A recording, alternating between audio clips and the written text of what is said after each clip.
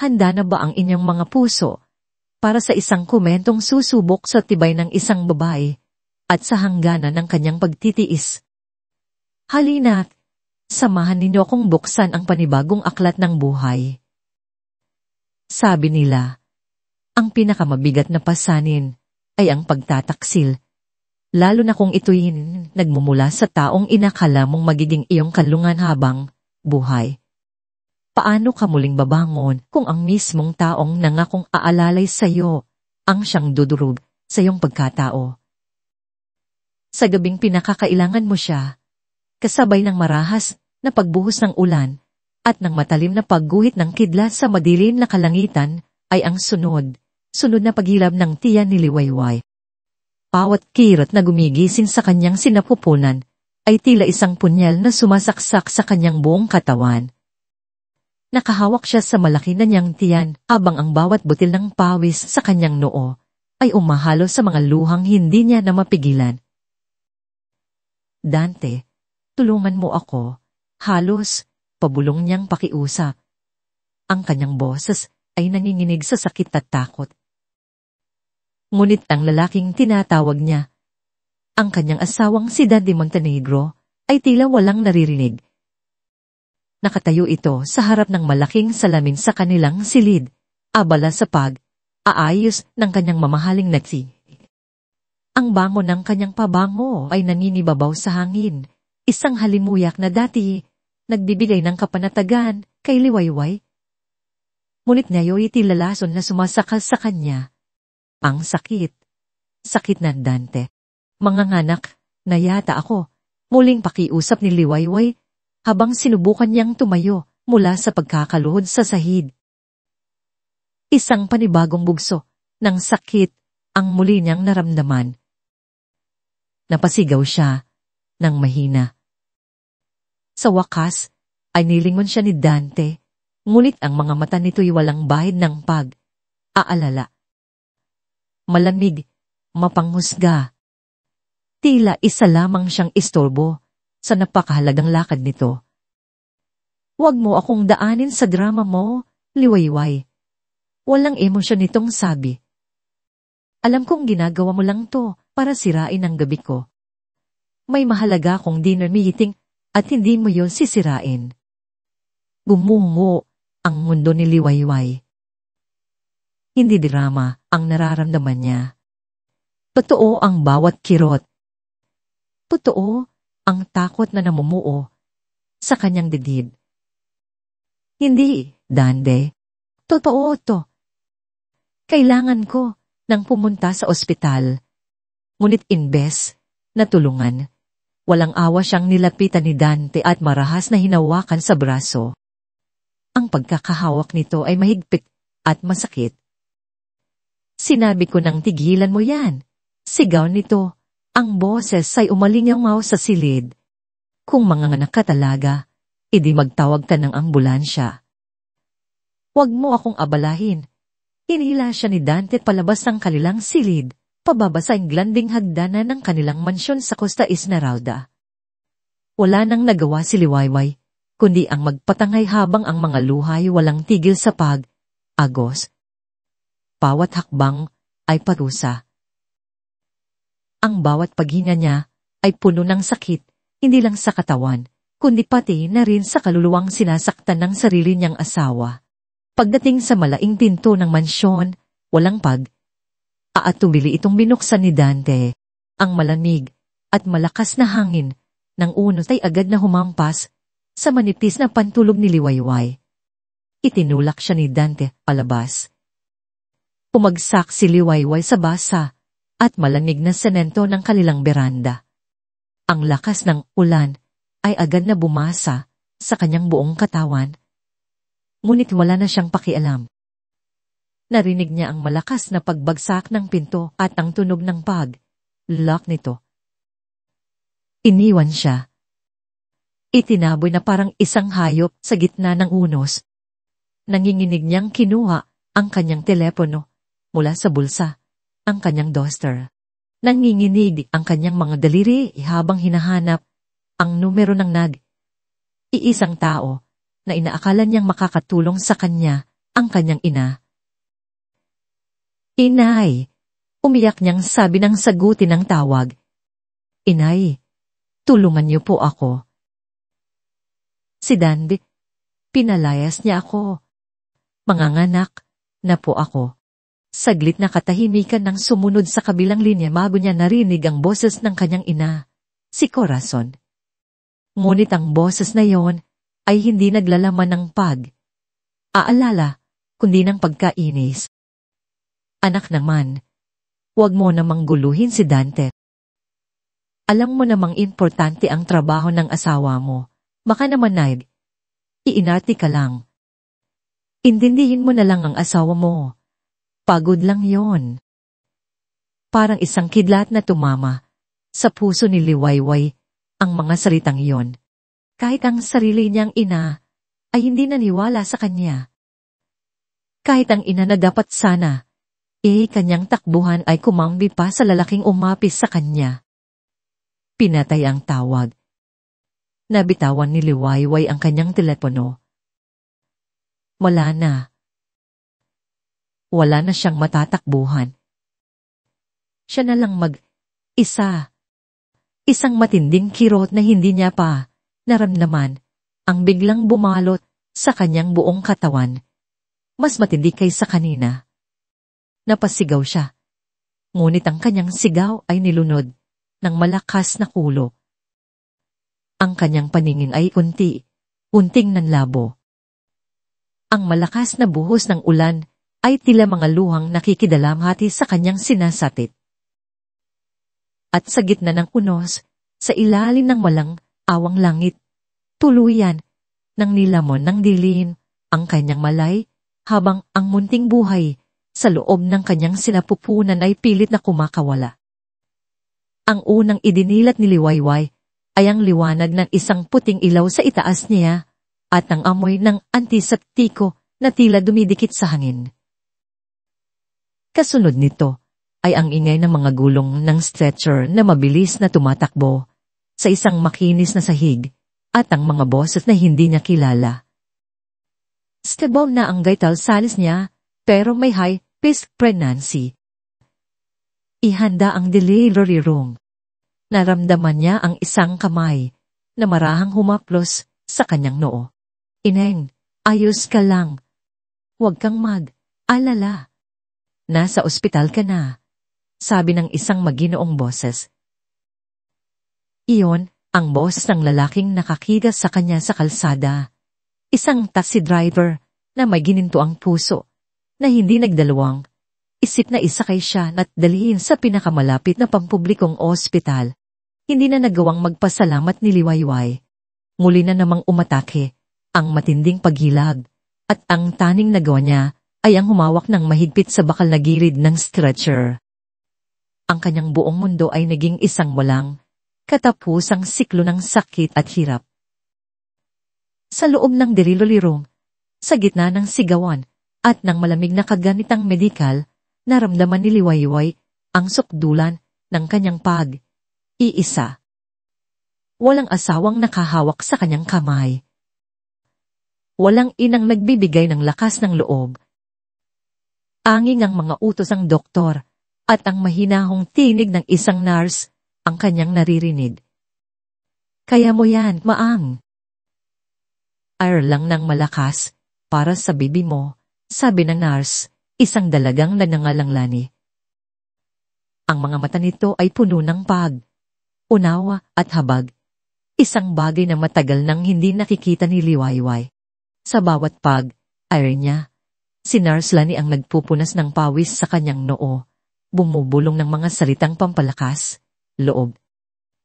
At pagkatapos ng tila walang katapusang paghihirap, sa isang huling malakas na sigaw, narinig ni Liwayway ang pinakamagandang tunog sa buong mundo, ang iyak ng isang sanggol.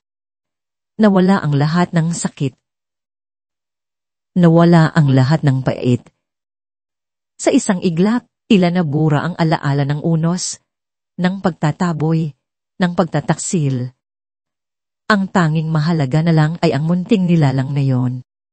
Inilapag ni Nurse Lani sa kanyang dibdib ang isang maliit at napakagandang sanggol na babae, binalot sa puting kumot. Sa pagdampi ng balat ng sanggol sa kanya, bumuhos ang mga luha ni Liwayway. Ngunit hindi na ito luha ng pighati, kundi luha ng purong pagmamahal. Inaplos niya ang maliliit nitong daliri, ang malambot nitong buhok. Ikaw ang bituin ng buhay ko, bulong niya sa sanggol habang hinahagkan ito sa noo. Ikaw si Tala, ang aking tala. Sa mga sumunod na araw sa ospital, si Tala ang naging santlo ng mundo ni Liwayway. Ngunit kasabay ng kaligayahang iyon ay ang pagharap sa mapait na katotohanan. Wala siyang pera. Wala siyang damit para sa sanggol. Wala siyang mauuwian. Isang hapon, habang natutulog si Tala, lumabas si Liwayway sa ward para humingi ng tubig. Sa pasilyo, sa isang maliit na telebisyong nakasabit sa pader, nakuha ng isang balita ang kanyang atensyon. Naroon ang mukha ni Dante. Nakangiti ito, nakatayo, sa tabi ng isang babaeng napakaganda at elegante, si Silvana Relas. Nasa isang high-profile charity event sila. Ang business tikoon na si Mr. Dante Montenegro, kasama ang kanyang bagong inspirasyon, ang sosyalit na si Miss Silvana Rivas, ay nag-donate ng milyong piso para sa bagong itatayong orphanage, sabi ng reporter sa TL. Hawak kamay sila. Ang ngiti sa mga labi ni Dante ay ang parehong ngiti na ibinibigay nito sa kanya noon. Ang paraan ng pagtingin nito kay Silvana ay puno ng paghanga. Isang bagay na matagal na niyang hindi nakita mula rito. Para siyang sinaksak muli. Ngunit ngayon, mas malalim, mas masakit. Habang siya ay naghihirap sa panganganak, ang lalaking dapat sana, sa tabi niya, ay masayang ipinagmamalaki ang bago nitong kaligayahan sa buong mundo. Tumalik siya sa kanyang kama na tila isang kaluluwang nawawala sa sarili. Niyakap niya si Tala ng mahigpit. Hindi kita pababayaan, anak, kahit anong mangyari, bulong niya habang pinipigilan ng sariling mapahagulgol. Nang dumating ng araw na kailangan na nilang umalis sa ospital, lumapit sa kanya si Nurse Lani. May dala itong isang maliit na paper bag. Ang liway. Para po sa inyo, mahina nitong sabi. Ilang pirasong damit po. Para kay baby. At kaunting pagkain. Pasensya na po, ito lang ang nakayanan ko. Tiningnan ni Liwayway ang nurse, ang mga mata, nagpapasalamat, at nagtatanong kung bakit napakabuti nito sa kanya. Ngumiti lang si Nurse Lani. Isang ngiting puno ng kahulugan na hindi maintindihan ni Liwayway. Mag-iingat po kayo palagi. Hawak ang paperbag sa isang kamay, at si Tala sa kabilang braso, tumabas si Liwayway sa pintuan ng ospital. Ang sikat ng araw ay tila tumatago sa kanyang balat, isang paalala ng bagong mundo na kailangan niyang harapin. Tumayo siya sa gilid ng kalsada, sa gitna ng ingay ng mga busina at ng mga taong nagmamadali. Niyakap niya si Tala. Sa buong mundo, silang dalawa na lang. Walang pera, walang tahanan, walang direksyon. Ang tanging mayroon siya ay ang maliit na bituin sa kanyang mga bisig at isang pusong puno ng sugat, ngunit pilit na tumitibok para dito. 5 taon. 5 taon na ang lumipas mula sa gabing iyon. Para kay Liwayway, ang 5 taon na yon ay tila isang buong buhay na puno ng pagod, puyat, at walang katapusang pakikibaka. Ang tati malalambot niyang mga kamay ay niya'y magaspang na at may kayo, saksis sa libong plato, na kanyang hinugasan sa isang karinderya, sa daang kilo ng damit na kanyang nilabhan, para sa iba, at sa init ng araw na tiniis niya habang naglalako ng kakanin sa kalye. Ang kanilang mundo ay isang maliit at masikip na kwarto sa isang paupahan, gumigising kasabay ng ingay ng lungsod. Dito, Sa apat na sulok ng kwartong ito, itinagulid niyang isa ang kanyang anak, ang kanyang si Tala. Si Tala ang kanyang lakas. Ang bawat ngiti nito ay sapat na para pawiin ang pagod sa kanyang katawan. Ang bawat yakap nito sa gabi ay sapat na para punan ang puwang sa kanyang puso. Sa murang edad, tila naiintindihan na ng bata ang kanilang kalagayan. Hindi ito naghahanap ng mga laruang hindi nila kayang bilhin. Kontento na ito sa mga krayolang nabibili ni Liwayway mula sa kakadambot niyang kita at sa mga kwentong binabasa niya para dito bago matulog. Isang hapon, abang-abala si Liwayway sa pagtutupi ng mga damit na kalalabalang at si Tala naman ay tahimik na nagkukulay sa isang lumang notebook sa sahig. May kumatok sa kanilang pinto. Kater po. Nagulat si Liwayway. Sino naman ang magpapadala ng sulat sa kanya? Wala siyang kamag, anak na nakakaalam ng kanilang tinitirhan. Wala siyang kaibigan. Maingat niyang binuksan ang pinto. Isang unipormadong katero ang bumumad sa kanya, may hawak na isang makapal at puting sobre. Kayo po ba, si Miss Liwayway Alcantara? Tanong ng katero. Tumango si Liwayway. Ang kanyang puso ay nagsimulang kumabog ng mabilis. Matagal na mula nang may tumawag sa kanyang buong pangalan. Iniabot sa kanya ang sobre. Sa itaas na kaliwang bahagi nito ay may nakatatak na pangalan at address ng isang law firm na hindi niya kailanman narinig, De La Vega and Associates Law Offices. Nanginginig ang kanyang mga kamay habang hawak pang sulat. Tila isa itong bagay mula sa ibang mundo. Isang bagay na hindi nabibilang sa simple at mahirap niyang buhay. Isinara niya ang pinto at naupo sa gilid ng kanilang papag. Mama, ano po yan? Tanong ni Tala. Lumapit ito at tumingala sa kanya. Ang mga mata puno ng uusisa. Hinaplos ni Liwayway ang buhok ng anak. Hindi ko alam, anak. Mahina niyang sagot. Galing yata sa pamilya ni lolo mo, ang kanyang ama. Ang ama niyang namayapa, bago pa man niya makilala si Dante. Isang ama na simple lang din ang naging pamumuhay. Dahan niyang pinunit ang sobre. Sa loob, may mga dokumentong mukhang opisyal at isang piraso ng papel na nakatupi. Pinasa niya ang nasa makinilyadong liham. Ang mga salita ay formal at mahirap intindihin, ngunit habang binabasa niya ito, unti-unting nanlaki ang kanyang mga mata. Ang sulat ay mula sa isang Attorney Solomon de la Vega, ang abogado ng kanyang yumaong ama. Nakasaad dito na bilang iisang tagapagmana, siya ang legal na may-ari ng isang arian na naiwan sa kanya. Isang lupain. Isang malawak na lupain sa isang probinsya sa Batangas, sa isang lugar na tinatawag na Bukang Liwayway. Hindi makapaniwala si Liwayway. Lupa. Kailan pa nagkaroon ng lupa ang kanyang ama?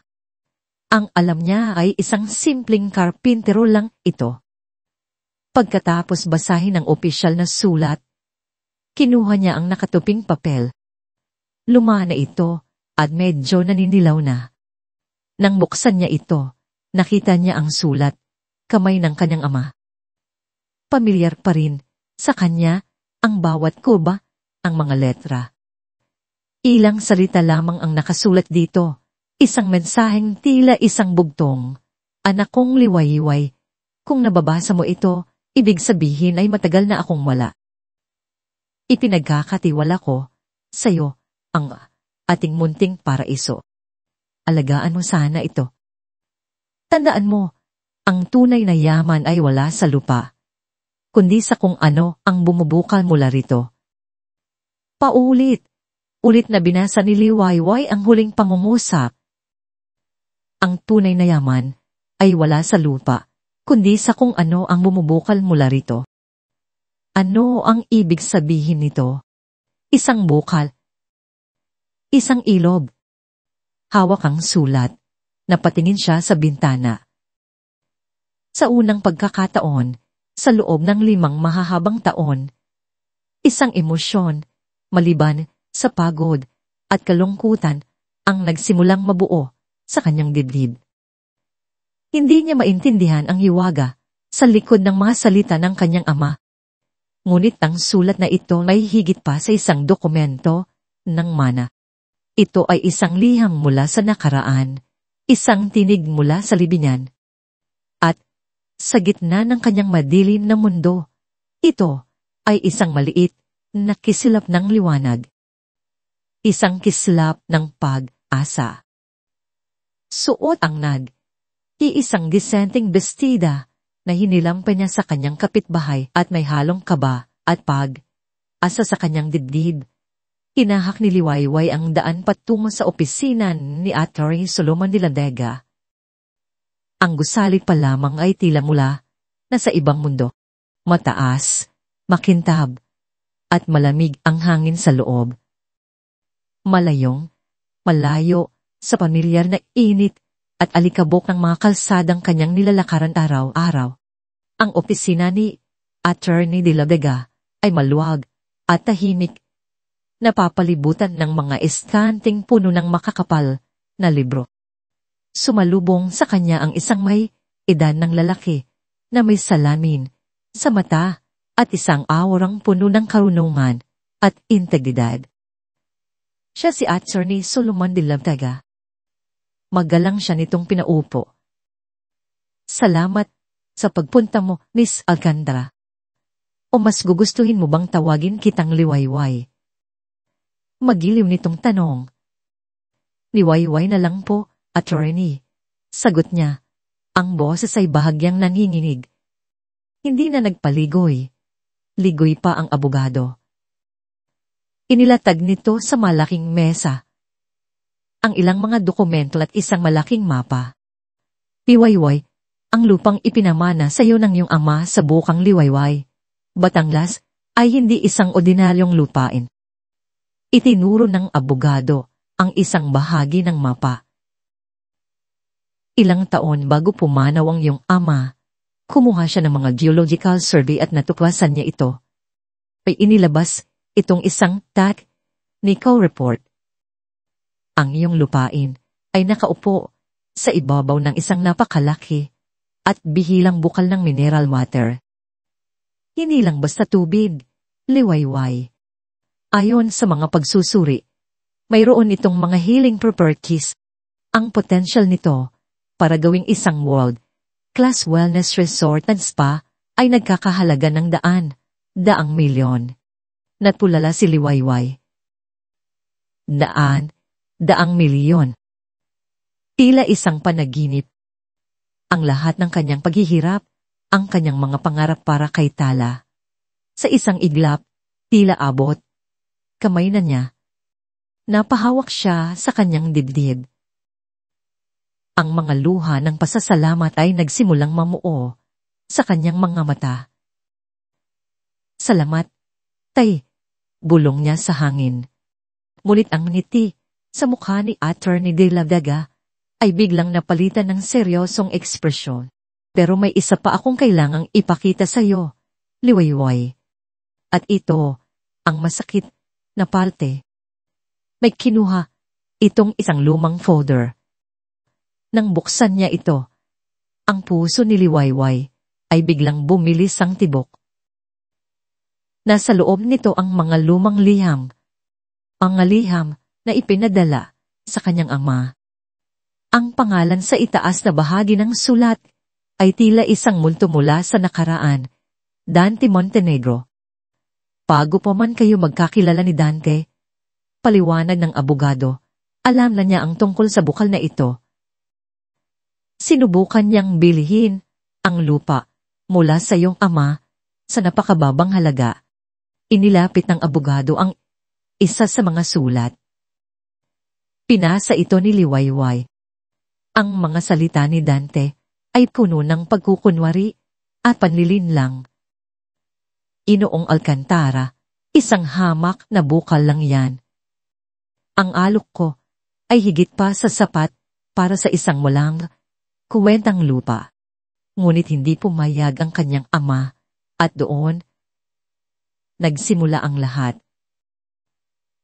Inilahad ng abogado ang isang teorya na sinusuportahan ng mga ebidensya. Nang mabigo si Dante na makuha ang lupa sa ligan na paraan, ginamit niya ang ibang paraan. Ginamit niya ang anak ng may-ari. Inamit niya si Liwayway. Bawat salita ng abogado ay tila isang matalin na kutsilong humihiwa sa kanyang puso. Ang kanilang pag-iibigan, ang kanilang kasal, ang lahat ng matatamis na salita at pangako, lahat ay kasinungalingan. Hindi siya minahal ni Dandel. Ang minahal nito ay ang lupang nakapangalan sa kanya. Hindi siya asawa. Isa siyang susi, isang kasangkapan para sa kasakiman nito. Ang mga luhang namumuo sa kanyang mga mata kanina ay biglang natuyo. Ang pasasalamat ay napalitan ng isang malamig at nagbabadang galit. Ikinuyom niya ang kanyang mga kamao sa ibabaw ng kanyang kandungan. Ang kanyang mga kuko ay bumaon sa kanyang palad. Ang gabing itinaboy siya. Ang sakit ng panganganak ng mag-isa. Ang 5 taon ng paghihilap. Lahat ng iyon ay hindi dahil sa isang simpleng pagtataksil sa pag-ibig. Lahat ng iyon ay bahagi ng isang napakatagal at napakasuklam na plano. Tumingin siya kay Attorney Diladaga. Ang kanyang mga mata ay hindi na nagpapakita ng kalungkutan, kundi ng isang matibay at nakakatakot na determinasyon. Tumayo siya. Hindi lang ang lupa ang mabawiin ko, Attorney, sabi niya, ang kanyang boses ay kalmadong, ngunit puno ng bigat. Pabawiin ko ang bawat sentimo na ninakaw niya. Pabawiin ko ang bawat luha na pumatak sa aking mga mata. Pabawiin ko ang dignidad na tinanggal niya sa akin. Pabawiin ko ang lahat. Isang bahagyang ngiti ang sumile sa labi ni Attorney de la Delia. Tila ito na ang reaksyong kanyang hinihintay. Tumayo rin ito at tumingin ng diretsyo sa mga mata ni Liwayway. Kung ganoon, sabi ng abogado sa isang mahinang boses na puno ng estratehiya, mayroon akong isang mungkahi. Huwag mo siyang harapin ng direkta. Pilhin natin ang kanyang kumpanya nang hindi niya nalalaman. Ang opisina ni Dandy Montenegro sa pinakamataas na palapag ng Montenegro Tower ay isang testamento ng kanyang kayabangan at kapangyarihan. Ang mga bintanang salamin ay nagbibigay ng panoramic view ng lumalaking skyline ng Metro Manila. Isang mundong tila hawak niya sa kanyang palad. Siya ang hari ng real estate, isang pangalan na kinikilala at kinatatakutan sa industriya. Ngunit sa likod ng maranyang saadi na iyon, may bahagyang pumipintig na tensyon. Nakaupo si Dante sa dulo ng isang mahabang conference table. Ang kanyang mukha ay seryoso habang nakikinig sa presentasyon ng kanyang Chief Financial Officer. Montenegro, ang ating mga proyekto sa Pampanga at Quezon ay lumangpas na sa budget ng halos 20.0%. At ang loan na kinuha natin sa Global Bank para sa Costa Esmeralda Cas, 2 ay kailangang bayaran sa susunod na quarter. Paliwanag ng KFO, ang boses ay bahagyang kinakabahan. Sumimangot si Dante. At anong problema doon? Palagi naman tayong nakakahanap ng paraan, hindi ba? Montenegro Holdings is too big to fail. Isang shareholder, si Ginoong Reyes, ang nagtaas ng kamay. Pero Mr. Montenegro, Sa tindi ng kompetisyon na yon, at sa pagtaas ng interest rates, baka kailangan nating maging mas maingat. May mga balita pa na may nagbabagsak ng presyo ng lupa sa Batangas. Tigilan mo yan, Kinoong Reyes, galit na putol ni Dante. Ang Batangas ay hindi kailanman magiging malaking merkado para sa atin. Ang focus natin ay Manila at mga karatig, probinsya. Mga duwag lamang ng umaatlas sa gitna ng laban. Montenegro Holdings will only move forward. Sa kabila ng kanyang panlabas na kumpiyansa, may nararamdaman ng bahagyang kaba si Dante sa kanyang dibdib. Totoo, malaki ang kanilang exposure sa utang. Ngunit ang amin yon ay isang tanda ng kahinaan, isang bagay na hindi niya kayang ipakita. Pagkatapos ng meeting, pumasok si Silana Raldas sa kanyang opisina, may dalang tasa ng kape. Paganda at elegante ito sa kanyang designer dress. Mukhang may bumabagabag sa aking business king, malambing nitong tanong habang hinahaplos ang kanyang balikat. Mga matatandang duwag lang, reklamo ni Dante. Hindi nila maintindihan ang big picture. Kailangan lang nating maging agresibo. Maybe you could sell some of the less profitable assets, like that ulan in Batangas, suwestyon ni Silvan na habang nag-iisip. Napahagikik si Dante. Ang lupang yon. Mayroon akong isang piraso ng lupa sa Batangas na nakuha ko sa isang napakababang halaga mula sa isang walang kuwentang pamilya. Walang halaga yan, Silvana. Tanging gagamitin ko lang yan para sa tax rate, off. Ang kanyang mga salita ay puno ng paghamak at walang kaalam, alam na ang bawat salita ay bumabalik sa kanyang sarili. Nang gabing iyon, habang iisang nagtatrabaho si Dante, isang tawag ang dumating mula sa kanyang head ng finance department. Sir, mayroon po kaming napapansin. May isang entity na patuloy na bumibili ng malaking dolum ng shares sa Montenegro Holdings sa stock market, sabi ng boss sa kabilang linya. Napakunot ng noo ni Dante. Sino? Bakit hindi niya ito monitor agad? Sinubukan po namin, sir. Pero napakabilis ng kanilang galaw. Tila hindi sila humihinto sa pagbili. May isang block po ng shares na biglang nabili sa mataas na presyo kaninang hapon mula sa isang shareholder na biglang nagbenta dahil sa panik. Napaisip si Dante. Isang kompetisyon, isang hostile takeover. Sino ang nangahas? Huwag kayong mag-alala, sabi ni Dante, sinubukan niyang panatilihin ang kanyang kumpiyansa. Kung sino man siya, aaksaya lang siya ng pera. Montenegro Holdings is untouchable. Siguraduhin ninyong mahigpit ang ating security at alamin ninyo kung sino ang mga taong nasa likod nito. Hindi ko hahayaan na may makagulo sa aking interior. Ngunit sa loob niya, may bahagyang unisnas na nagsimulang gumapang. Ang pagtaas ng mga gastos, ang mga babala ng kanyang kfo, at ngayon, ang misteryosong mamumuhunan na ito. Tinitigan niya ang malawak na view ng syudad mula sa kanyang opisina. Dito, siya ang nakatayo sa tuktok. Dito, siya ang nagdidikta.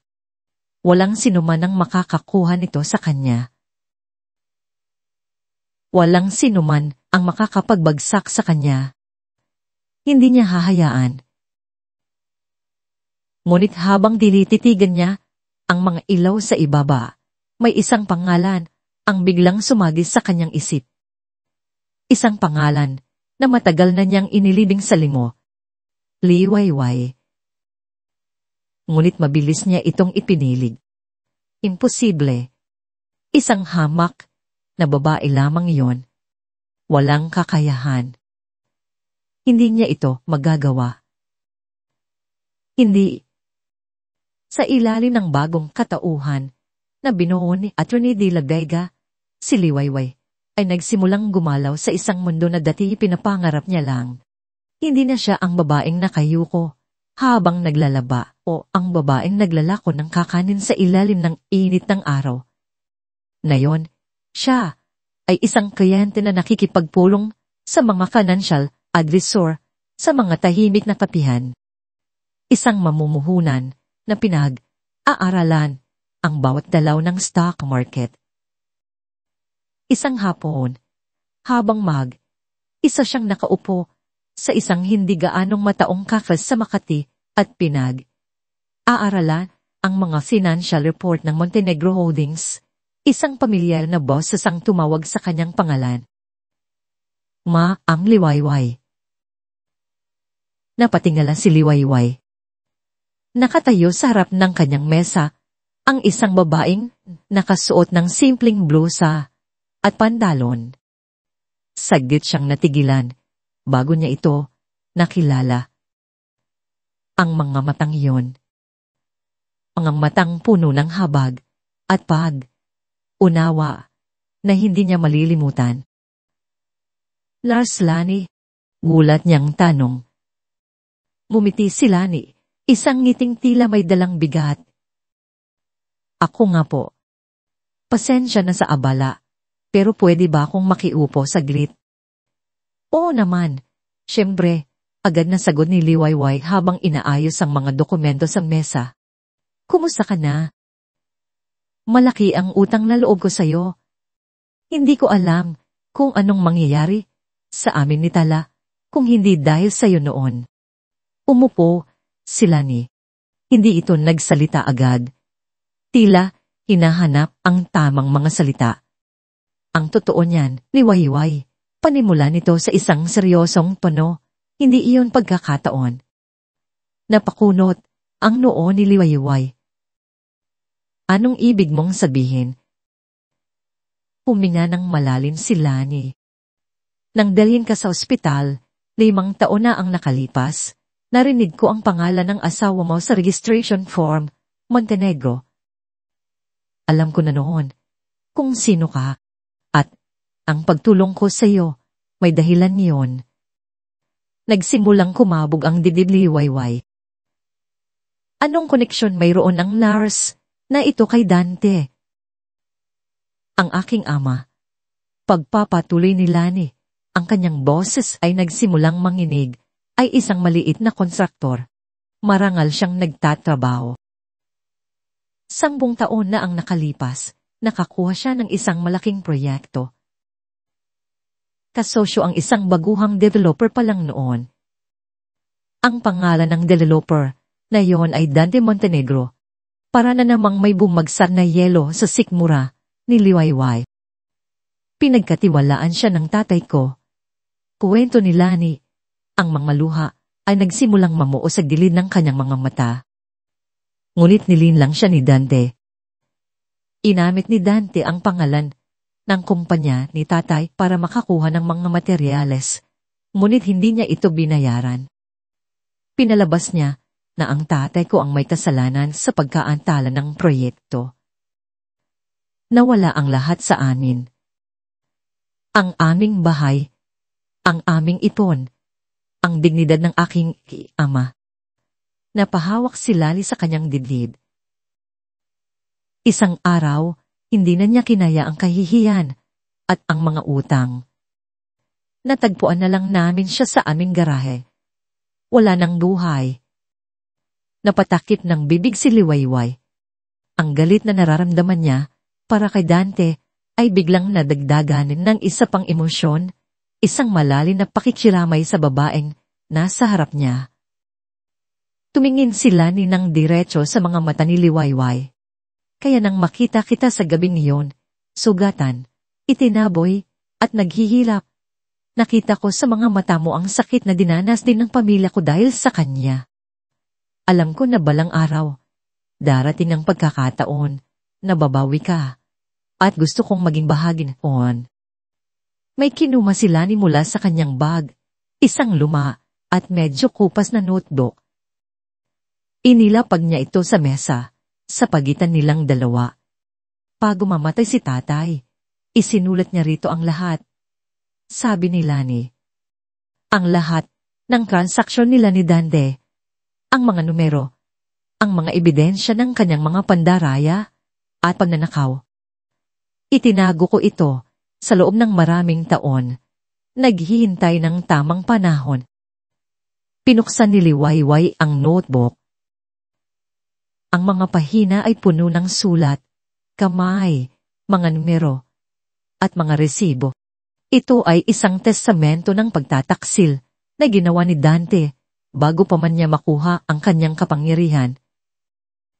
Ito ang sandata natin, Liwayway, sabi ni Lani.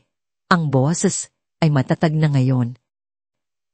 Gamitin mo ito para pabagsakin siya, para sa akin, para sa tatay ko, at para sa iyo. Nanginginig na hinawakan ni Liwayway ang notebook. Ito ang nawawalang piraso. Ito ang patunay na si Dante ay isang halimaw hindi lang sa kanya, kundi sa marami pang iba. Nang akmang magpapasalamat si Liwayway, muling nagsalita si Lani. Ang kanyang boses ay halos tabulong na. At may isa pa siyang sikreto. Isang bagay na narinig ko mismo sa kanya nung minsang nagpunta siya sa ospital para sa isang minor injury. Mayroon siyang lihim na bank account sa Cayman Islands. Tuon niya itinatago ang lahat ng marumi niyang pera. Ang umaga ni Dante Montenegro ay palaging nagsisimula sa parehong ritual, isang tasa ng itim na kape, isang pagtanaw sa syudad mula sa kanyang bintana, at ang pagbasa ng business section ng mga pangunahing pahayagan. Ito ang kanyang paraan ng pagpapatunay sa sarili na siya pa rin ang hari, na ang kanyang pangalan ay katumbas pa rin ng tagumpay. Ngunit sa umagang iyon, ang ritual ay brutal na sinira. Hindi sa business section nakita ni Dante ang kanyang pangalan, kundi sa mismong front page. Ang headline, na nakasulat sa malalaki at itim na letra, ay tila isang sampal sa kanyang mukha. Montenegro Holdings, iniimbestigahan dahil sa mga maanomalyang proyekto noon. Nabitawan niya ang tasa ng kape. Ang mamahaling porselana ay nabasag sa marmol na sahig, kasabay ng pagguho ng kanyang kumpiyansa. Nanginginig ang kanyang mga kamay habang binabasa ang artikulo. Nakasaad doon ang mga detalye ng mga lumang transaksyon, mga proyektong matagal na niyang ibinoon sa limot, mga proyektong kung saan siya ay nakipagsosyo sa mga maliliit na kontraktor na kalaunay misteryosong nalugi. Ang mga pangalan, ang mga petsa, ang mga numero, lahat ay nandoon. Tila isang multo mula sa nakaraan na bumangon para singilin siya. Sino? Pulong niya sa sarili. Ang kanyang boses ay puno ng hindi makapaniwalang galit. Sino ang naglakas? Loob na gawin ito sa akin. Sa isang iglap ng purong galit, iwinasiyas niya ang kanyang kamay sa ibabaw ng kanyang mesa. Tumilapon ang mga papeles, ang mamahaling pluma, at ang isang picture frame na naglalaman ng litrato nila ni Silvana. Umasag ito sa sahig. Ang kanyang perpektong opisina ay naging isang larawan ng kaguluhan, isang refleksyon ng namumuong bagyo sa kanyang isipan. Pumasok si Silvana. Naakit ng ingay. Natigilan ito nang makita ang nagkalat, nabubuog, at ang nanlilisik na mga mata ni Dante. Dante, anong nangyari? Nag-aalala nitong tanong. Inihagis si Dante ang pahayagan sa paanan nito. Pasahin mo, may trader sa loob ng kumpanyang ito. May naglalabas ng mga impormasyon na dapat ay matagal nang nakabaon. Pinulot ni Silvana ang pahayagan at mabilis na binasa ang headline. Nanlaki ang kanyang mga mata. Paano? Paano nila nalaman ang tungkol dito. Tinitigan siya ni Dante, ang kanyang mga mata ay puno ng hinala. Iyan din ang tanong ko, Silvana. Sino ang may access sa lumang file na yon? Sino ang makikinabang kung mabagsak ako? Huwag mong sabing ako ang pinaghihinalaan mo. Hindi makapaniwalang sagot ni Silvana. Bakit hindi? Sigaw ni Dante. Ang kanyang paranoia ay nagsisimula ng lamunin ang kanyang rason. Ikaw ang pinakamalapit sa akin. Alam mo ang lahat ng sikreto ko. Baka ikaw ang nagtaksil sa akin. Wala kang karapatang pagbintangan ako. Dante, ganti ni Silvana, ang kanyang boses ay nasasaktan at puno ng galit. Sa lahat ng ginawa ko para sa iyo, ito ang isusukli mo sa akin. Tumalikod si Silvana at mabilis na lumabas ng opisina. Isinara ang pinto ng malakas. Naiwan si Dan Dinamag. Isa, umihingal sa galit. Hindi na alam kung sino ang pagkakatiwalaan. Ang balita ay kumahat na parang apoy. Ang mga telepono sa Montenegro Holdings ay walang tigil sa pagtunog. Nag-panik ang mga investor. Isa sa mga pinakamalaking proyekto nila sa Laguna na nakasalalay sa tiwala ng publiko ay bigla ang ipinatigil ng gobyerno para sa isang masusing investigasyon. Ang presyo ng kanilang mga stocks sa merkado ay bumulusok pababa na tila isang batong inihulog mula sa langit. Kinuha ni Dante ang kanyang telepono at tinawagan ng kanyang pinagkakatiwalaang tauhan, ang kanyang troubleshooter. Marco, sabi niya, ang kanyang boses ay malamig at mapanganib. Gusto kong malaman kung sino ang nagpakalat ng impormasyon sa media. Pawa-detalye. At kasabay niyan, gusto kong malaman kung sino ang aninong mamumuhunan na patuloy na bumibili ng ating mga shares. Gamitin mo lahat ng koneksyon mo. I want a name. No. Maghapon siyang nagpulong sa kanyang opisina, sinusubukang ayusin ng pinsala. Ngunit tila lahat ng kanyang galaw ay walang saysay. Ang haligi ng kanyang imperyo ay nagsisimula ng gumuho. Gabi na nang muling tumawag si Marco. Boss, may update na ako, sabi nito sa kabilang linya. Tungkol sa mamumuhunan, napakahirap ni Trace. Pero ang aming mga source ay nagsasabi na ang pera ay dumadaloy sa pamamagitan ng iba't ibang shell corporations.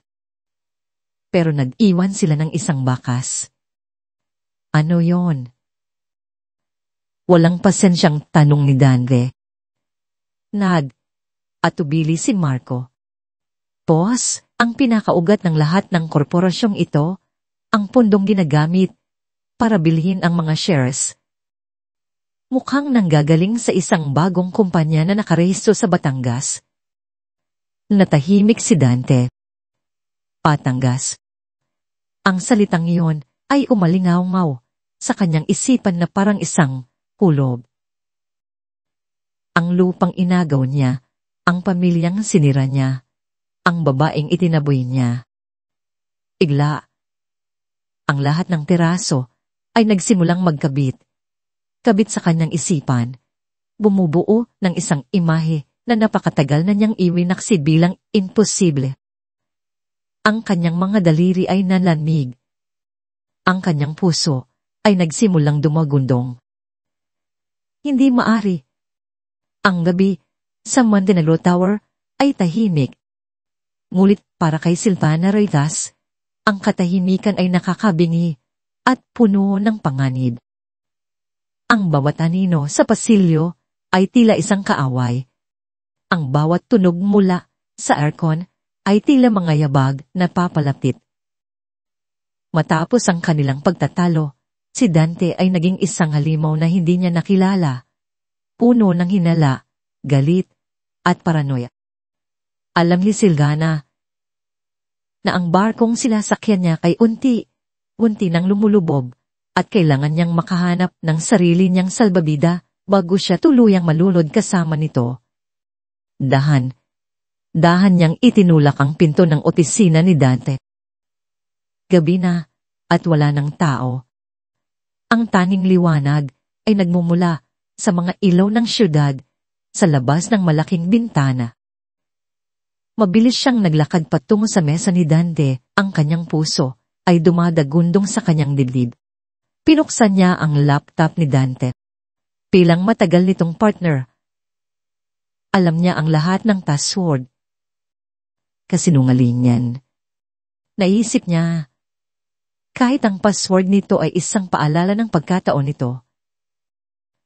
Mabilis niyang isinaksak ang isang maliit na SD flash drive sa gilid ng laptop. Lumitaw sa screen ang mga folder, Project Horizon, Costa Esmeralda Phase, Catlu Projections, Confidential Investor Data.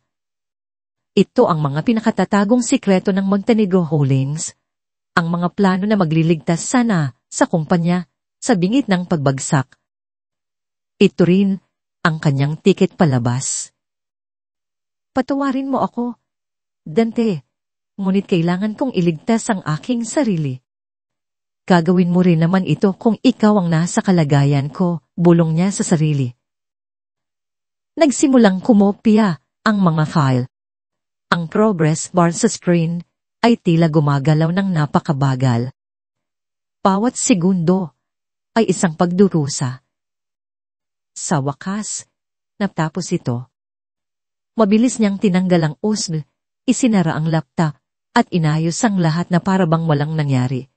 Habang papalabas siya ng opisina, hindi niya natigilan ng lumingon. Ang opisinang ito na dati is simbolo ng kapangyarihan at ambisyon, ngayon tila isang malaking puntod na la. Kinabukasan, habang pinapakain ni Liwayway si Tala ng almusal sa kanilang maliit na apartment, tumunog ang kanyang telepono. Isang unknown number, ngunit alam niya kung kanino ito galing. Attorney, sagot niya. Liwayway, may magandang balita ako, sabi ni Attorney De La Vega sa kabilang linya. Ang ating source sa loob ng kumpanya ng pinakamalaking katunggali ni Dante ay nagkumpirma. Mayroon daw silang natanggap na regalo kagabi. Natahimik si Liwayway, inintay ang kasunod. Si Silvana Reyes, pagpapatuloy ng abogado. Ibinenta niya ang lahat ng confidential data ng Montenegro Holdings, kapalit ng isang mataas na posisyon at isang malaking signing bonus. Kapag tuluyan nang bumagsak si Dante, ang ebidensya ay nasa atin na. Isang salita mo lang, at pwede na nating ilabas ito para lalong idiin si Dante. Isang saglit na katahimikan. Napatingin si Liwayway kay Tala na masayang ngumunguya ng kanyang pandesal. Walang kamalay.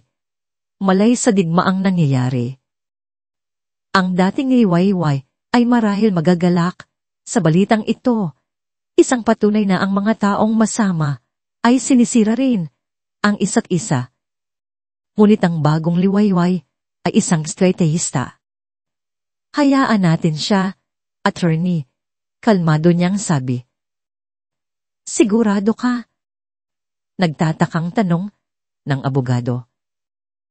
Opo, sagot ni Liwayway, ang kanyang boses ay matatag. Ang pagtataksil na iyan ay mas masakit kung si Dante mismo ang makakatuklas nito sa panahong akala niya ay kailangan niya si Silvana. Hayaan nating ang ahas sa loob ng pamamahay niya ang unang tumuklaw sa kanya. Mas epektibo ang lason kung hindi nila alam kung saan ito nanggagaling. May paghanga sa boses ni Attorney De La Vega nang ito'y sumagot. Naiintindihan ko. Isang napakatalinong hakbang. Pagkatapos ng tawag, naupo si Liwayway sa tabi ng kanyang anak. Inaplos niya ang buhok nito. Ang lahat ng ito, ang panganib, ang mga plano, ang paghihintay, ay para sa kinabukasan ng batang ito. Gabi na at mahimbing nang natutulog si Tala. Nakatayo si Liwayway sa bintana. Tinitingnan ng mga ilaw ng syudad na dati tila napakalayo sa kanya. Ngayon, ang mga ilaw na yon ay tila mga bituin na abot, kamay na niya. Muli niyang kinuha ang kanyang telepono. Attorney? May isa pa akong pakiusap, sabi niya nang sagutin ang tawag. Ano yon, Liwayway? Ang Montenegro Holdings ay magdaraos ng kanilang 2-0 anniversary gala sa susunod na linggo. Gusto kong padalhan ninyo ng isang imbitasyon ang isang tao para sa akin. Isang type invitation. Sino ang taong ito? Isang mapait na ngiti ang sumilay sa labi ni Liwayway. Ang aking ina, si Corazon Imperial. At ano ang gusto mong ilagay sa mensahe? Tanong ng abogado. Tumingin si Liwayway sa kawalan. Ang kanyang boses ay malamig na parang yelo. Isulat ninyo ito. Alina't panoorin ang iyong pinakamamahal na manugang habang ipinagdiriwang niya ang kanyang tagumpay. Tabi, bago ang Englanding selebrasyon ng ika-20 anibersaryo ng Montenegro Holdings, isang kakaibang katahimikan ang bumalot sa Ciudad de Montenegro. Ang bagyo, ang masamang balita, at bumabagsak na halaga ng stocks ay tila humupa na. Sa pamamagitan ng kanyang mga koneksyon at ilang desperadong hakbang, nakakuha siya ng isang malaking emergency loan mula sa isang bangko sa Hong Kong. Pansamantala, nailigtas niya ang kumpanya. Nakatayo si Dante sa harap ng kanyang bintana, hawak ang isang baso ng mamahaling brandy. Tinitingnan ang kumikinang na syudad sa ibaba. Isang ngiti ng tagumpay ang sumilay sa kanyang mga labi. Ang aninong mamumuhunan na sumubok na sirain siya ay biglang tumahimik. Ang media ay may bago ng pinagkakaabalahan. Para sa kanya, tapos na ang laban. Nanalo na naman siya. Gagamitin ko ang gala bukas. Sabi niya sa sarili, ang kanyang boses ay puno ng bumabalik na kayabangan. Ipapakita ko sa kanilang lahat na ang Montenegro Holdings ay hindi matitinag. Na ako, si Dante Montenegro ay hindi kayang babagsakin ng kahit sinuman. Pumasok si Silvana sa silid, suot ang isang sutlang roba. Lumapit ito at yumakap mula sa kanyang likuran. Everything will be fine. Fight. Love. Malambing nitong tanong. Peter can fine. Sagot ni Dante habang hinahawakan ng kamay nito. Bukas ng gabi, babangon tayo. At pagkatapos nito, hahanapin ko kung sino ang nasa likod ng lahat ng ito at sisiguraduhin kung magbabayad siya. Wala siyang kaalam. Alam na ang ahas na kanyang hinahanap ay ang mismong babaeng nakayakap sa kanya at ang tunay na panganib ay hindi pa nagsisimula. Para sa kanya, ang katahimikan ay tanda ng kapayapaan. Hindi niya alam na ito ang katahimikan bago ang pagsabog. Sa kabilang dako ng lungsod, sa isang maliit na apartment, ibang klase ng paghahanda ang nagaganap. Nakatayo si Liwayway sa harap ng isang salamin na may gasgas. Ngunit ang kanyang refleksyon ay hindi na ang babaeng pagod at sugatan. Ang nakikita niya ay isang babaeng may determinasyon sa mga mata, isang babaeng handa na para sa digmaan. Nakasuot siya ng isang simple, ngunit napakagandang itim na ilening gown. Ang tela ay yumayakap sa kanyang katawan, nagpapakita ng isang figura na hinubog ng paghihirap at pinalakas ng pagmamahal. Hindi ito marangya, ngunit ito ay nagpapakita ng kapangyarihan. Ito ang kanyang baluti. Wow! Mama! Napalingon si Liwayway. Nakatayo sa pintuan ng kwarto si Tala. Ang kanyang mga mata ay bilog na bilog sa pagkamangha. You look like a queen. Ngumiti si Liwayway, isang punay at malambot na ngiti na para lamang kay Tala. Lumuhod siya para magpantay sila, ang kanyang anak. Salamat, anak ko, sabi niya habang inaayos ang buhok nito. Inagawa ko ito para sa iyo, para sa ating dalawa, para hindi mo na kailanman maranasan ang hirap na dinanas ko. Niyakap siya ni Tala ng mahigpit. I love you, Mama. I love you more than anything. Aking munting Tala, sagot ni Liwayway habang pinipigilan ang luhang gustong kumawala. Ito ang kanyang lakas. Ito ang kanyang dahilan. Nang makatulog na si Tala, muling kinuha ni Liwayway ang kanyang telepono at tinawagan si Attorney De La Vega. Handa na ang lahat. Liwayway, bungad ng abogado. Ang proxy votes ay secure na. Ang mga dokumento ay handa nang isumite. As of this afternoon, your officially owns tag-1.0% of Montenegro Holdings. Huminga ng malalim si Liwayway. Ito na. Walang atasan. Salamat po sa lahat, Attorney, sabi niya. Bukas ng gabi, magbabago ang lahat. Paalala ng abogado. Handa ka na ba? Pinanganak po yata ako. Para sa gabing ito, sagot ni Liwayway, ang kanyang boses ay matatag na parang bakal.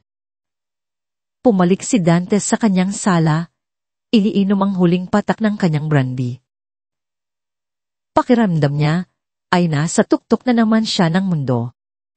Walang makakagupo sa kanya. Biglang tumunog ang kanyang telepono, isang pribadong numero.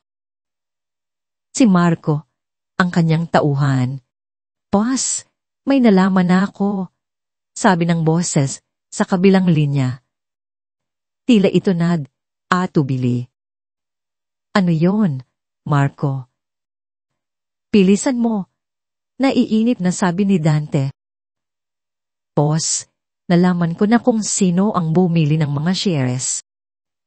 Ang pangalan sa rehistro. Uminto saglit si Marco. Tila hindi makapaniwala sa kanyang sasabihin. Ang pangalan ay Liwayway Alcantara. Ang mga salita ay tumama kay Dandy na parang isang bala. Liwayway Alcantara. Nabitiwan niya ang baso. Ang tunog ng nababasag na kristal sa sahig ay ang tanging ingay na bumasag sa nakakabinging katahimikan ng kanyang perpektong mundo. Ang grand ballroom ng isang 5-star hotel ay kumikinang sa ilalim ng mga dambuhalang chandelier. Ang hangin ay puno ng halimuyak ng mamahaling pabango at ng tunog ng mahihinang tawanan mula sa mga pinakamayamang tao sa Pilipinas. Ang lahat ay naroon para ipagdiwang ang 20 taon ng Montenegro Holdings. Isang gabi ng tagumpay, kapangyarihan, at pagkukunwari. Sa gitna ng lahat, nakatayo si Dante Montenegro sa entablado, suot ang isang perpektong tuksado. Ngunit sa likod ng kanyang pilit ng ngiti, ang kanyang mga mata ay mailap, palipat, lipat, hinahanap ang isang multo. Ngula pa, nang matanggap niya ang tawag tagabi, ang kanyang mundo ay gumuho sa loob. Liwayway. Paano? Ladies and gentlemen, distinguished guests, my friends. Panimula niya sa mikropono. Ang kanyang boses ay pilit na pinatatag. Tonight, we celebrate not siya sa malestan, but at stand to our resilience. May mga pagsubok. May mga unos na dumaan, but as you can see, Montenegro Holdings remains stronger than ever. Pumalakpak ang mga tao. Si Silgana, na nakatayo sa unang hilera, ay buong paghangang nakatingin sa kanya. Walang kamalay, malay sa bagyong namumuo sa isipan ng lalaki. Sa isang sulok, nakaupo si Corazon Imperial, ang ina ni Liwayway. Ang mukha ay puno ng pagmamalaki para sa kanyang manugang na nagpapanatili sa kanyang maranyang pamumuhay. Abang nagsasalita si Dante tungkol sa kinabukasan at pag-ulad, isang mahinang kaluskos ang narinig mula sa malaking pinto sa likuran ng ballroom. Dahan itong bumukas at doon tumambad siya. Hindi ito ang liwayway na naalala ng lahat. Ang simpleng asawa na laging nasa anino ni Dante. Ang babaeng pumasok ay tila ibang tao. Nakasuot ng itim na gown na bumagay sa kanyang katawan, ang kanyang buhok ay nakapusod ng elegante, at ang kanyang paglakad ay puno ng kumpiyansa at kapangyarihan. Bawat hakbang niya ay may bigat. Bawat tingin niya ay may kahulugan. Tumigil ang lahat. Ang mga bulungan ay napalitan ng nakabibinging katahimikan. Lahat ng mata ay napako sa kanya. Sino ang babaeng ito na naglakas, loob na agawin ang atensyon mula sa harin ng gabi? Napatigil si Dante sa pagsasalita. Ang mikropono ay halos madulas sa kanyang nanginginig na kamay. Ang multo mula sa kanyang nakaraan ay nagkatawang, at nasa harap na niya ngayon. At mas nakakatakot ito kaysa sa kanyang inaakala. Si Corazon ay napanganga, hindi makapaniwala sa kanyang nakikita. Si Silvana ay napakunot ang noo, sinusubukang alamin kung sino ang misteryosong babae na tila may mahika na nagpatigil sa buong silid. Nagpatuloy sa paglakad si Liwayway. Ang kanyang mga takong ay lumilikha ng isang ritmikong tunog sa marmol na sahig. Hindi siya tumitingin sa kaliwa o sa kanan. Ang kanyang mga mata ay nakapako lamang sa isang tao, kay Dante.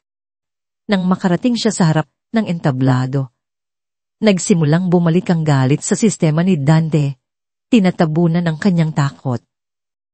Sino siya para sirain ang gabi niya? Anong ginagawa mo dito? Sigaw ni Dante, ang kanyang boses ay narinig ng lahat dahil sa mikropono. Guards, ilabas ang babaeng yan. Ngunit bago pa man makagalaw ang mga security guard, isang kalmadong boses ang pumigil sa kanila. Huwag ninyo siyang gagalawin. Lahat ay napalingon sa pinanggalingan ng boses. Umaakyat sa entablado si Attorney Solomon de la Vega, may hawak na isang folder. Ngumiti si Liwayway, isang malamig at matalim ng ngiti na hindi pa nakikita ni Dante kailanman. Nandito ako para sa dapat ay sa akin, Dante, sabi niya. Sapat lang ang lakas para marinig nila. Wala kang aali dito, kandi ni Dante. Diyan ka nagkakamali, ni Sir Montenegro, sabi ni Attorney de la Vega, nang makarating ito sa tabi ni Dante at kinuha ang isa pang mikropono. Paumanhin po sa abala, mga ginang at tinoo, panimula ng abogado. Ang kanyang boses ay malinaw at may awtoridad. Ngunit mayroon po kaming isang napakahalagang anunsyo. Sa nagdaang mga linggo, nagkaroon ng malaking pagbabago sa pagmamay-ari ng mga shares ng Montenegro Holdings. Uminya ng malalim si Dante, alam na kung ano ang kasunod. Ito na ang katapusan. At ikinagagala kong ipaalam sa inyong lahat, pagpapatuloy ng abogado habang tumitingin sa buong audience, na ang bagong majority shareholder na nagmamay-ari ng 1% ng kumpanyang ito. Umarap ang abogado kay Liwayway, na ngayon ay umaakyat na rin sa entablat at inilahan ng kanyang kamay. Ay walang iba, kundi ang babaeng nasa harap ninyo ngayon. Ang bagong chairman of the board ng Montenegro Holdings, Miss Liwayway Alcantara. Isang kolektibong paghinanang pagkagulat ang narinig sa buong ballroom. Si Silvana ay napahawak sa kanyang bibig. Si Corazon ay tila nawalan ng kulay. At si Dante ay nakatitig lang kay Liwayway. Ang babaeng minsan niyang itinapon sa gitna ng unos ay ngayoy bumalik, para angkinin ang kanyang kaharian. Kinuha ni Liwayway ang mikropono mula sa kamay ni Dante. Ang kanilang mga balat ay bahagyang nagdikit, isang dampi na tila bilyong boltahe ng kuryente ang dala. Tumingin siya sa mga mata ng kanyang dating asawa, mga matang puno ng pagkabigla at pagkatalo.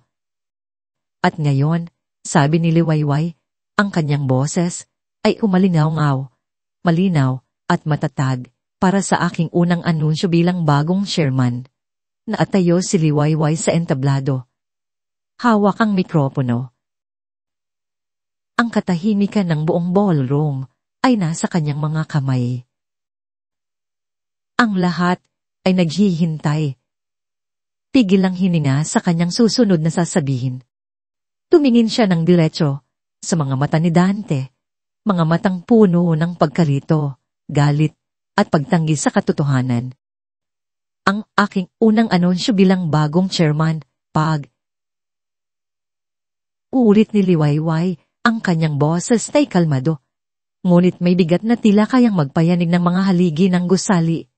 Ay para kay Mr. Dandin Montenegro. Sa loob ng maraming taon, pinamunuan mo ang kumpanyang ito gamit ang takot at kasinungalingan. Nagpayaman ka sa pamamagitan ng paninira sa buhay ng ibang tao. Ang bawat salita ay tila isang matulis na patalim na tumutusok sa dibdib ni Dante. Ngunit ang panahon ng iyong pamumuno ay tapos na. Huminga siya ng malalim. Effective immediately, you are terminated as CEO of this company. Sa bisa nito, ngayon din, ikaw ay tinatanggal na sa iyong posisyon bilang CEO ng kumpanyang ito. Hindi mo magagawa sa akin to, sigaw ni Dante. Sa wakas ay nakahanap ng boses. Ngunit ang kanyang sigaw ay puno ng desperasyon, hindi ng kapangyarihan. Ako ang nagtayo nito. Akin to. Dati, simpleng sagot ni Liwayway. Security. Please escort Mr. Montenegro out of the premises. Dalawang malaking security, guard ng mabilis, na umakya sa entablado. Hinawakan nila si Dante sa magkabilang braso. Nagpumiglas siya, ngunit wala siyang nagawa. Ang dating hari ay kinaladkad palabas ng kanyang sariling palasyo sa harap ng daang taong minsan ay humanga at natakot sa kanya. Ang kanyang pagmumura at mga banta ay umalingaw-ngaw sa ballroom bago siya tuluyang mawala sa paningin. Ang natira na lamang ay ang kahiyan. Ngunit hindi pa tapos si Liwayway. Ang kanyang mga mata ay lumipat, hinahanap ang isa pang mukha sa gitna ng mga manonood. Nakita niya si Silvana Ribas na nahang umaatras, sinusubukang magtago sa likod ng ibang mga bisita. At, para naman sa aking pangalawang anunsyo, sabi ni Liwayway habang isinisenyas ang isang technician sa likod. Alam nating lahat na sa isang negosyo, ang tiwala ay napakahalaga. Ngunit paano kung ang mismong taong pinagkakatiwalaan mo ang siyang magtataksil sa'yo? Biglang umilaw ang malaking screen sa likod ng entablado. Ang unang lumabas ay isang screenshot ng isang email. Isang email mula sa personal na account ni Silvana, ipinadala sa CEO ng pinakamalaking katunggali ni Dante. Nakasaad dito ang isang alok, I can give you all of Montenegro's future plans. Sunod na lumabas ang mga ebidensya, mga record ng file transfers na naganap sa gabi mula sa opisina ni Dante, mga kopya ng mga blueprint ng mga proyektong hindi pa nailulunsad, mga listahan ng mga confidential investor. Nalamig ang buong katawan ni Silvana. Ang maskara ng kanyang pagiging sopistikada ay nabasag. At ang lumabas ay ang mukha ng isang desperadong taksil. Lahat ng mata ay napunta sa kanya. Puno ng pagkutya at pagkamuhi. Wala na siyang nagawa, kundi ang tumalikod at tumakbo palabas ng ballroom. Ang kanyang pagtakbo ay hindi na elegante, kundi parang isang daga na tumatakas mula sa nasusunog na gusali. Sa wakas, ang mga mata ni Liwayway ay tumuon sa huling tao, ang kanyang ina. Si Corazon Imperial ay nakaupo pa rin sa kanyang silya, tila naging bato. Ang mukha ay maputla. Nagtagpo ang kanilang mga mata sa gitna ng nagkakagulong silid. Pumaba si Liwayway sa entablado. Dahan siyang naglakad patungo sa kinaroroonan ng kanyang ina at ang mga tao ay tila nagbibigay daan sa kanya na parang tubig. Hindi niya kailangang sumigaw. Ang kanyang presensya ay sapat na. Nang makarating siya sa harap ng kanyang ina, walang nagsalita. Anging ang mga mata nila ang usap, mga matang puno ng 5 taon ng sakit, pangungulila at pagtataksil. Inay, bulong ni Liwayway, ang boses ay mahina, ngunit malinaw, para lamang sa kanilang dalawa. Sa gabing kailangan ko kayo, sa gabing isinilang ko ang inyong apo ng mag-isa. Nasaan kayo? Hindi makasagot si Corazon. Tanging mangmaluha ang nagsimulang dumaloy sa kanyang mga pisngi. Pinili ninyo ang yaman kaysa sa sarili ninyong anak. Nay, pagpapatuloy ni Liwayway, ang bawat salita ay isang hatol. Pinili ninyo ang komportabling buhay na bigay ng lalaking iyon. Ngayon, tumingin si Liwayway sa paligid. Siguro na nilikha niya. Wala na kayong pareho. Tumalikod si Liwayway. Iniwan ang kanyang ina na humahagulgol sa gitna ng karangyaan, nangayoyiwala ng halaga. Habang naglalakad siya palabas ng ballroom, isang malakas na sigaw ang humabol sa kanya mula sa labas. Si Dante na nakikipagpumiglas pa rin sa mga guwardiya. Hindi pa tayo tapos, Liwayway. Naririnig mo ba ako? Hindi dito nagtatapos ang lahat. Sisirain kita, papatayin kita. Ngunit hindi lumingon si Liwayway. Agpatuloy lang siya sa paglakad. Ang kanyang likod ay tuwid, ang kanyang ulo ay taas noo. Ang digmaan ay tapos na. Nanalo siya. Ilang buwan ang lumipas. Ang dating Montenegro Tower na minsay naging simbolo ng kasakiman at kayabangan ay may bago ng pangalan sa itaas nito. Nakasulat sa mga letrang kumikinang sa ilalim ng araw, bukang Liwayway Development Corp, sa loob ng dating opisina ni Dante, na ngayon mas maliwanag at mas simple na. Pinamumunuan ni Liwayway ang isang board meeting. Ang mga miyembro ng bagong board ay hindi na ang mga matatandang lalaking takot kay Dante, kundi isang grupo ng mga eksperto, mga arkitekto, environmentalist, at community leader. Ang ating layunin ay hindi lamang ang kumita, paliwanag ni Liwayway. Ang kanyang boses ay kalmado, ngunit puno ng awtoridad. Ang layunin natin ay magtayo ng isang komunidad na may integridad. Isang proyektong hindi lamang magpapayaman sa atin, kundi mag-aangat din sa buhay ng mga tao sa Batangas. Sustainability, ethics, and community development. Ito ang mga haligi ng bagong kumpanyang ito. May paghanga at respeto sa mga mata ng mga taong nakikinig sa kanya. Ang babaeng nasa harap nila ay hindi lang isang chairman. Isa siyang leader na may puso at may pananaw. Pagkatapos ng pulong, bumalik si Liwayway sa kanyang opisina. Sa ibabaw ng kanyang mesa, sa tabi ng mga blueprint ng itatayong wellness resort, ay may isang sulat na dumating noong 1 linggo pa. Galing ito sa isang probinsya sa Visayas. Taling ito sa kanyang ina. Kinuha niya ito at binasa muli.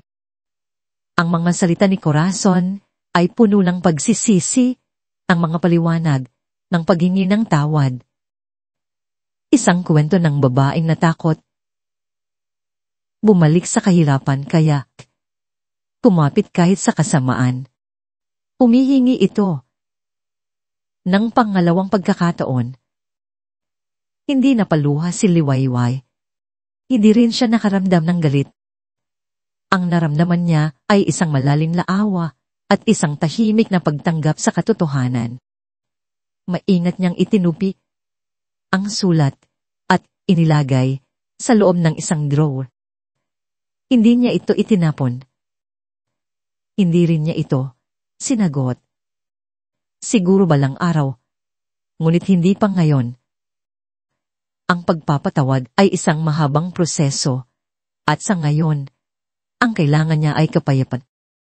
Kinabukasan, bago pa man sumikat ang araw, magkahawak, kamay na naglalakad sina Liwayway at Tala sa dalampasigan ng bukang Liwayway sa Batangas. Ang parehong lugar na pinagmulan ng lahat ng kanyang sakit ay siya na ngayong simbolo